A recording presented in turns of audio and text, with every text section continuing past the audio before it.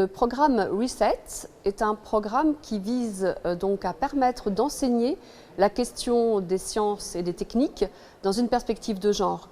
L'idée, c'est de reprogrammer les récits dominants à propos des techniques en se basant sur l'analyse sociale des techniques telle qu'elle s'est développée du point de vue donc de l'histoire des idées et des textes théoriques importants. Ça prend donc la forme d'un séminaire. Il s'agit aussi de rendre compte de la contribution donc, des femmes à l'histoire des techniques et en particulier à l'histoire de l'informatique et aux usages contemporains, sociaux et en termes d'innovation des techniques numériques et digitales. Donc parti sur une idée qu'il faut donc sensibiliser le public d'étudiants et d'étudiantes à la question de l'analyse genrée des techniques, ce séminaire a décidé de s'ouvrir et de passer des techniques dures, des techniques matérielles aux techniques immatérielles et de venir donc questionner les dimensions techniques de la culture informatique et de la culture numérique ou digitale contemporaine.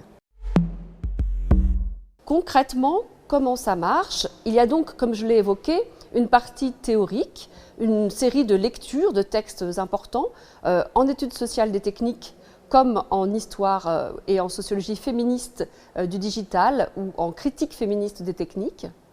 Et puis nous faisons donc quelque chose qui est original et qui fait que nous sommes donc soutenus par le programme Make It Easy de Swiss Universities à l'Université de Genève en proposant des ateliers pratiques puisqu'une partie du travail consiste pour les étudiants et les étudiantes qui s'inscrivent dans ce séminaire de master à devenir contributeurs, contributrices de fiches Wikipédia, donc qui ont vocation à circuler dans l'ensemble du web, à propos de personnalités qui ont joué un rôle, qui ont eu un impact social ou historique sur la question de l'informatique, du digital et des techniques.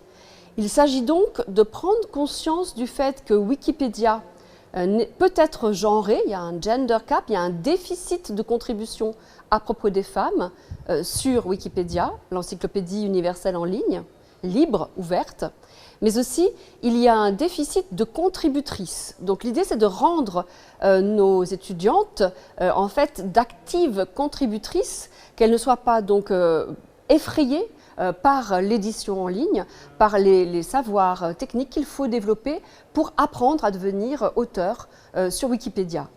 Et au final, donc cet empowerment technique que nous proposons, donc cette réflexion sur les techniques et le genre, et cet empowerment technique des étudiants et des étudiantes se concrétise dans le fait de rendre disponibles des notices sur des personnalités, des femmes qui ont joué un rôle important dans l'histoire de l'informatique, dans l'histoire du numérique ou dans l'histoire du digital, ou qui jouent aujourd'hui un rôle important comme web designers, comme gamers, comme influenceuses, dans la dimension, en restituant aussi la dimension technique de leur activité. Voilà en quelques mots le programme. Il vise donc à créer une communauté peer-to-peer.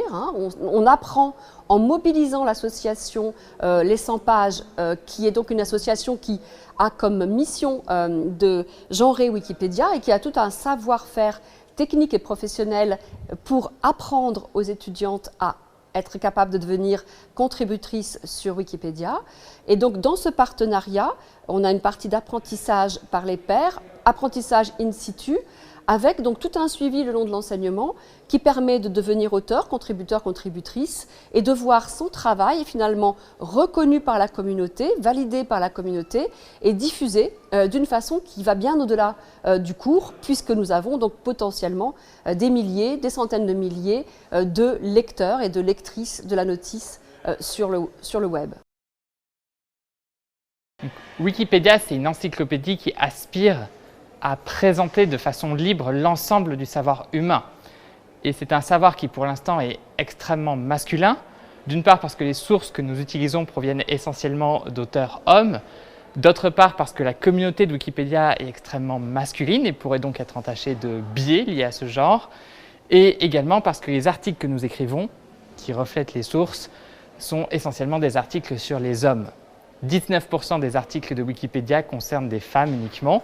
Donc on a un enjeu pour représenter l'ensemble de la connaissance de l'humanité, qui est d'incorporer une part féminine plus importante pour corriger l'encyclopédie d'un biais qu'elle pourrait avoir. Wikipédia, c'est une communauté qui est une communauté bénévole. Des personnes bénévoles écrivent les articles Wikipédia et c'est une communauté qui doit se renouveler. L'une des fins possibles de Wikipédia, ça pourrait être la perte des contributeurs et des contributrices bénévoles qui permettent la perpétuation de la connaissance. Former des jeunes contributeurs et des contributrices, et spécialement des contributrices, c'est permettre à l'encyclopédie de continuer de se développer.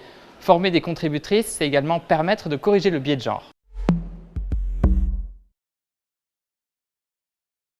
Je pense que d'abord, il y a un jeu économique. Les modèles économiques doivent changer dans l'innovation pour les techniques, pour qu'il y ait plus d'égalité entre les genres. Il y a aussi un problème lié aux pratiques de quantification en ligne.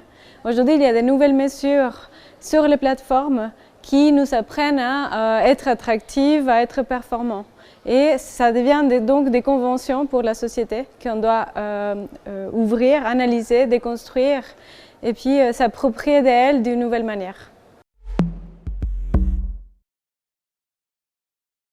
Carolina Topini et moi, nous avons eu l'opportunité d'être assistantes des 2 premières éditions du programme Reset.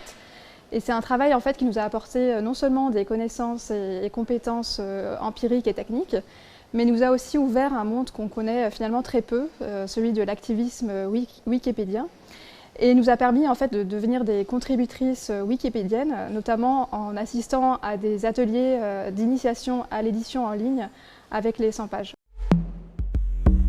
Ce travail nous a permis de réaliser qu'éditer des savoirs minoritaires en ligne pouvait effectivement être un engagement à part entière.